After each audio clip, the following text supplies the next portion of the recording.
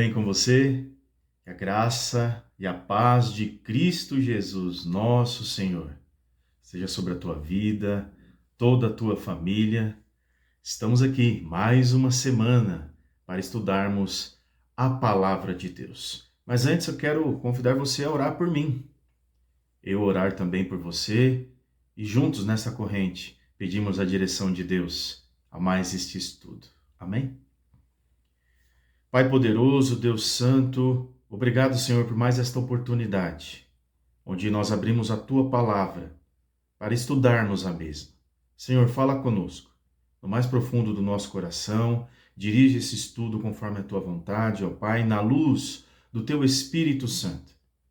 Visita, ó Pai, todos os lares, todas as famílias aqui representadas, ó Pai, cada pedido, cada agradecimento, visita os enfermos, ó Pai, com tua cura, tua bênção, com o teu levante, com a tua libertação, com a tua salvação, Pai. Seja sobre nós a tua bênção, a tua paz. Fala conosco, ó Deus, no mais profundo do nosso coração. Pedimos a tua direção e nos ajude a colocar este estudo em prática no nosso dia a dia. Oramos agradecidos a ti. Em nome de Jesus. Amém. Meus irmãos e irmãs, estamos estudando a primeira epístola de Paulo aos Coríntios. Hoje, o capítulo 10. Vou ler com você do primeiro versículo ao 13º. Primeira epístola de Paulo aos Coríntios, capítulo 10, do versículo 1 ao 13. Hoje, com o tema Aprendendo com os Exemplos. Aprendendo com os exemplos. Primeira epístola de Paulo aos Coríntios, do capítulo 10. Vou ler do primeiro versículo ao 13. Acompanhe comigo, por favor. É os exemplos da história de Israel. Ora, irmãos, não quero que ignoreis que nossos pais estiveram todos sob a nuvem e todos também passaram pelo mar, tendo sido todos batizados, assim na nuvem como no mar, com respeito a Moisés. Todos eles comeram de um só manjar espiritual e beberam da mesma fonte espiritual, porque bebiam de uma pedra espiritual que os seguia, e a pedra era Cristo. Entretanto, Deus não se agradou da maioria deles, razão porque ficaram prostrados no deserto. Ora, estas coisas se tornaram exemplos para nós, a fim de que não cobicemos as coisas más, como eles cobiçaram. Não vos façais, pois, idólatras, como alguns deles, porquanto está escrito: o povo assentou-se para comer e beber, e levantou-se para divertir-se. E não pratiquemos imoralidade, como alguns deles assim fizeram, e caíram num só dia 23.000. Não ponhamos o Senhor à prova, como alguns deles assim fizeram, e pereceram pelas mordeduras das serpentes. Nem murmureis, como alguns deles murmuraram, e foram destruídos pelo exterminador. Estas coisas lhes sobrevieram como exemplos e foram escritas para advertência nossa, de nós outros, sobre quem os fins dos séculos têm chegado. Aquele, pois, que pensa estar em pé, veja, para que não caia. Não vos sobreveio tentação que não fosse humana, mas Deus é fiel e não permitirá que sejais tentados além das vossas forças. Pelo contrário, juntamente com a tentação, vos proverá livramento, de sorte que o possais suportar. Amém? Palavra dura, incisiva, necessária, onde nos chama a atenção para os exemplos. Os exemplos da história, o que ficou lá atrás, que aprendemos aqui com os nossos pais. Aqui, pais querem dizer Israel. É isso que o apóstolo Paulo está pregando, aquela igreja de Corinto. Exemplos da história de Israel. Meus irmãos, hoje rapidamente nós vamos estudar sobre aprendendo com os exemplos. A igreja de Corinto, ela visava ser experiente, que sabia das coisas, né? Que os crentes eram assim confiantes demais da igreja de Corinto, ao ponto de pensar em ter tanto conhecimento e tanta sabedoria que eles não corriam mais o risco de serem tentados ao pecado. Olha só, como esse assunto é tão atual, nos chama a atenção e bate a nossa porta nos dias de hoje. A igreja de Corinto se achava tão sábia, tão ciente das coisas, que ela já pensava que não ia mais cair na tentação de pecar ou do pecado. E o apóstolo Paulo chama a atenção deles para isso, trazendo à memória deles o exemplo do passado, da história de Israel lá no deserto. Sabe qual que é o perigo, meu irmão, minha irmã, quando nós lemos esse texto? O primeiro assunto fica evidente para nós.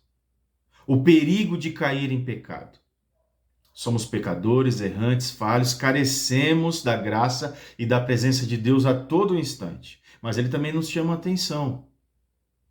Chama atenção sobre o perigo de cair em pecado. Paulo usa Israel para ilustrar as tentações e os pecados ao povo de Deus, como tem feito para nós nos dias de hoje também, quando nós lemos a palavra de Deus.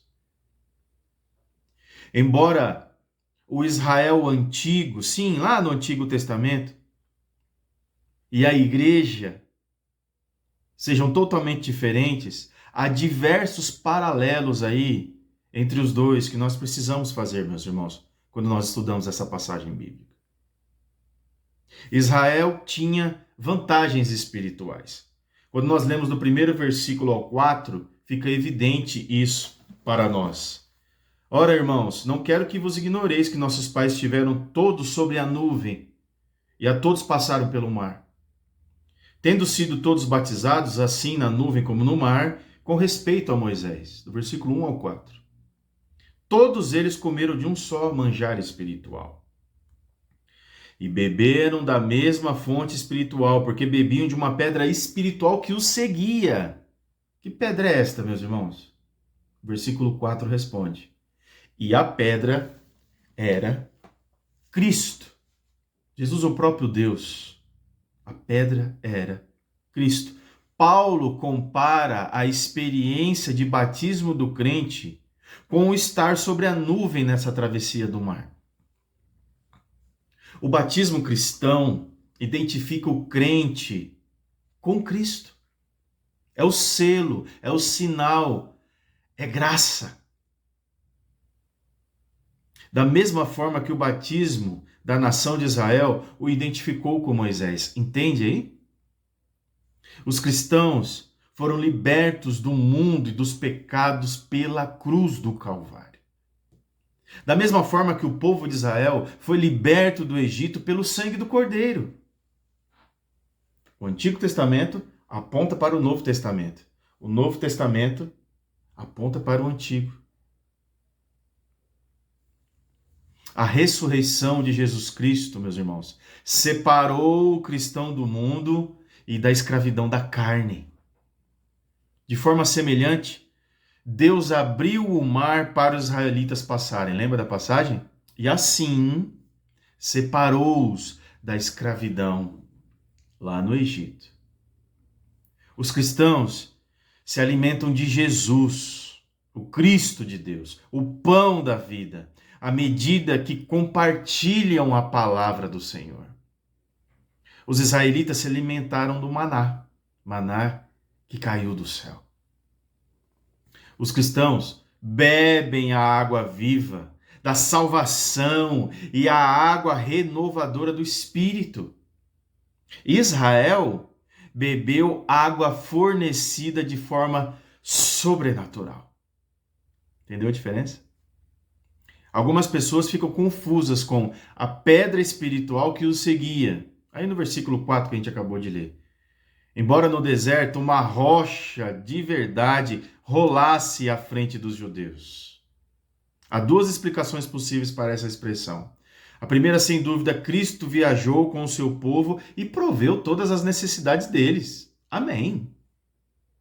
No texto original, não existe o pronome, no caso aí, os. Portanto, talvez Paulo aqui estivesse ensinando da seguinte maneira: eles beberam da pedra espiritual que veio a seguir, depois de receberem o maná. Primeiro, recebem o pão. Depois, em seguida, a água. Eis a explicação de muitos estudiosos da Bíblia. Israel caiu por causa do pecado. E sabe por que o ser humano cai? É por causa do pecado.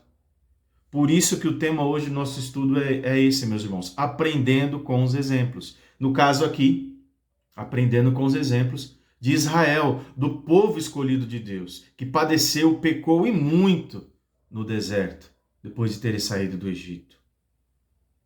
Israel caiu por causa do pecado. Do versículo 5 ao 10, nós aprendemos isso. Acompanhe comigo o versículo 5. Entretanto, Deus não se agradou da maioria deles, razão porque ficaram prostrados no deserto. Ora, estas coisas se tornaram exemplos para nós, a fim de que não cobicemos tais coisas, coisas más, como eles assim cobiçaram. Não vos façais, pois, idólatras, como alguns deles, porquanto está escrito: o povo assentou-se para comer e beber, e levantou-se para divertir-se. Bem atual esse texto, não é?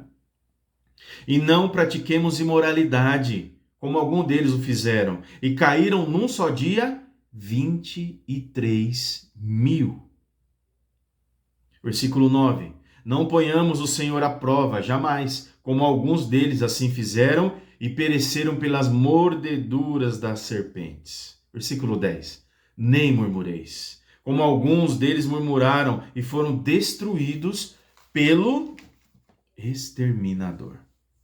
Israel caiu por causa do pecado, meus irmãos. Deus não se agradou dos israelitas. Acabamos de ler no versículo 5.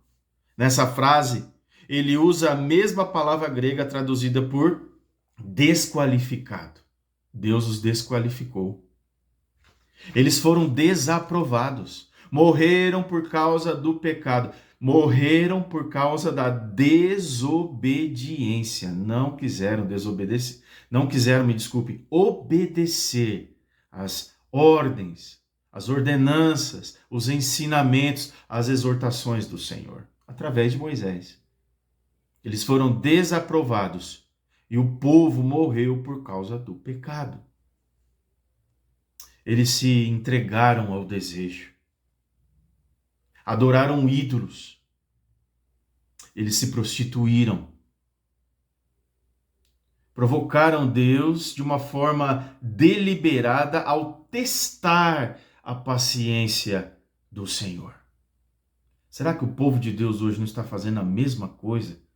Testando a paciência do nosso Deus? Tem misericórdia de nós, ó Pai. Eles murmuraram. Se tem uma coisa terrível que desagrada muito ao nosso Deus, é murmuração. Murmuração é muito diferente de reclamar, de dizer coisas ruins, de falar. Murmurar é algo terrível que desagrada os ouvidos do Senhor. É muito mais do que reclamar. É ranzinzar. É, que nem diz o caipira, né? Encher os picuás ao extremo. Nada tá bom. Tudo é terrível. E fala, e murmura, sem parar. Isso desagrada o Senhor. Precisamos ter uma vida de silêncio, e esse silêncio tem nome: oração. Se tivermos que reclamar, falar algo ao Senhor, que assim seja em oração, é o que diz a palavra. Eles murmuraram. Que lista de pecados tinha o povo de Israel? Que lista, hein? Embora não tenham sido realmente libertados do Egito,